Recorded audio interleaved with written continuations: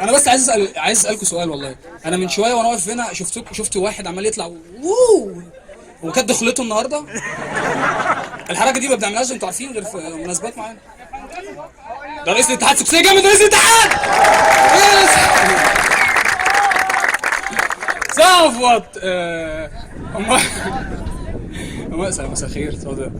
امال بس في اشاعه طالعه على بنات هندسه بالذات ان هم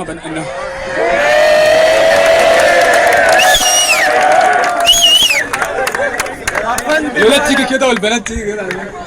لا والله في اشاعه طالعه، يعني في كوميكس كتير بتطلع على بنات هندسه ان هم وحشين، وانا من ساعه ما دخلت الاشاعه عمالها لا بالعكس. نسمع تحيه جامده لبنات هندسه. وعشان الرجاله ما تقولش ان انا جاي اظبط، تحيه لولاد هندسه كله. انت ايه تحيه ليك برضو، وانت في ايه يا نجم عامل ايه؟ عايز اسالك سؤال. هو احنا كمصريين ايه التكنولوجيا اللي لما بتبقى مع واحد فينا بنقول عليه عبقري وده واد مخلص؟ طب يعني بغض النظر ان كلنا موافقين ان هو الموبايل، يعني ايه اللي بينزله على الموبايل بيبقى الواد ده؟ لا ما انت طايش كده بتلعب في حته. ترو كولر. اللي معاه ترو كولر النهارده بيعتبر نفسه شغال في المخابرات. والله العظيم ممكن حد ياخد النضاره دي. انت اسمك ايه؟ احمد بتاع الاتحاد مع النضاره. الترو كولر عايز ايه فيه؟ احمد راضي. دول شاكين فيك يا معلم. تعرفين الترو كولر لما بيبقى واحد معاه ترو كولر اولا بيبقى واخد ثقه في نفسه عظيمه كده، بيبقى دايما كاركتر مدعي جدا، انت فاهم؟ فلما رقم غريب يتصل بيه هيما سنترال يروح ماسك التليفون. الو ايه يا ابني انت فين؟ انت فين؟ مين معايا؟ انا احمد. يلا احمد. هيما سنترال. يا احمد امال مين هيما سنترال؟ يا دي السنترال اللي على اول الشارع. انا اخوك احمد يا ابن العبيطه. هو شك في صوت اخوه عشان خاطر وصادق في الترو كولر. يعني احنا التكنولوجيا لما بتنزل عندنا مصر بتحدف شمال، والله العظيم بنستغلها. يعني مثلا الفيسبوك مثلا، الراجل تفتكروا مارك لو كان يعرف ان المصريين هتسمي الاكونتات بالمنظر اللي احنا عملناه ده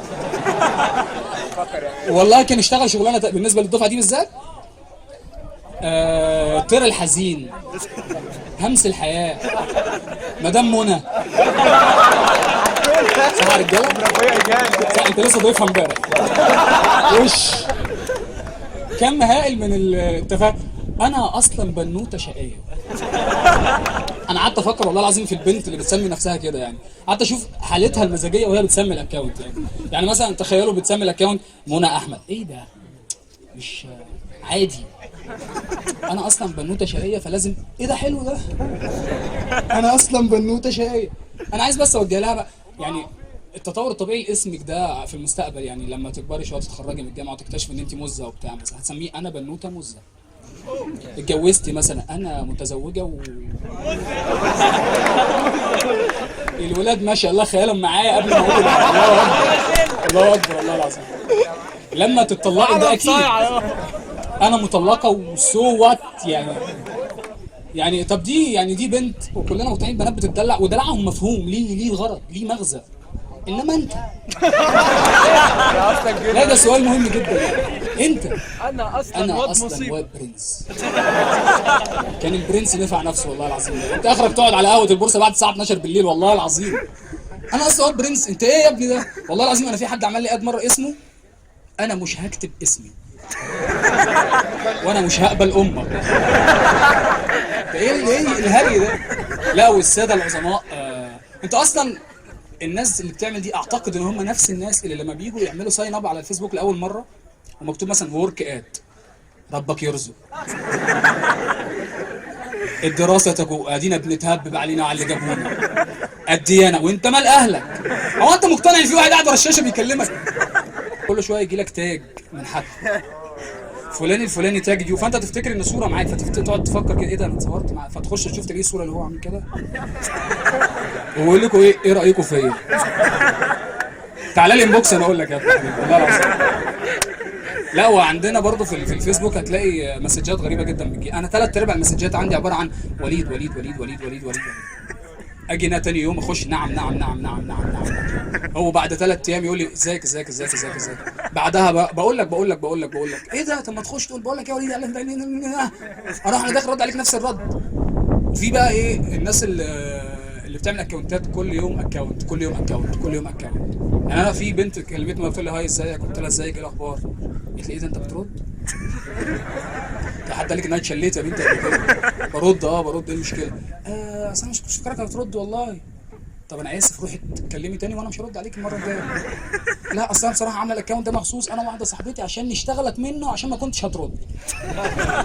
يعني هم عملوا الفعل وقرروا رد الفعل وعملوا عقاب وكلكم والستيتيوس كومتي صح كده؟ بس انا عارفكم دارسين ومذاكرين وبتاع. اسمها ايه؟ لا في حد بيقولها صح يعني. ستيتيوس يابا انت تعليم مجاني يا البنات ايه في هنا